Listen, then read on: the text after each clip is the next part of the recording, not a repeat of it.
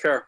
Many public health experts have questioned the use of Innova lateral flow tests for mass community testing, especially as the manufacturers do not recommend them for detecting coronavirus in people who are asymptomatic.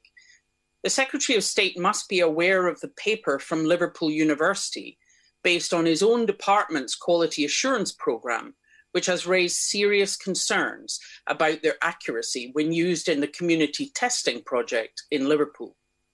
The comparison of lateral flow tests with PCR in over 3,000 people revealed a sensitivity of just 48%, meaning that more than half of those with the virus would be falsely reassured they were negative.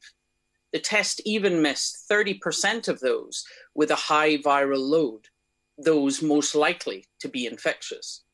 I understand the wish to use quick tests for case finding, but surely he should now delay rolling them out to 67 other local authorities and not proceed with plans to spend £43 billion for a test which is so inaccurate.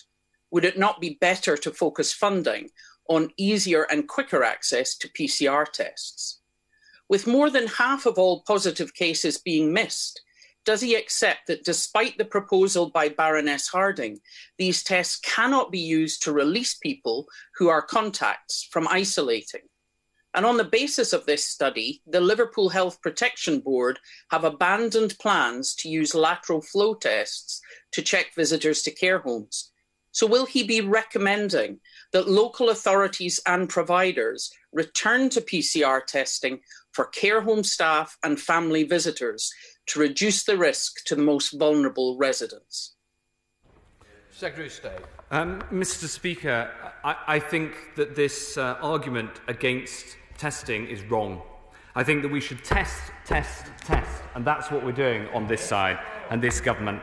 And we're working very closely with the government in Scotland, from the same party that she represents, to make sure that we use testing as widely as possible to find people who've got this virus. And yes, of course, different tests have different characteristics. And the lateral flow tests find around 70% of those who are infectious. And that means that if you test people who wouldn't otherwise have been tested, you find the positive cases, you can get them to isolate, and you can break the chains of transmission. So I would just strongly urge her to go back, to study the details, and to back the testing programme that we have in this country. Ian Duncan-Smith. Mr. Speaker,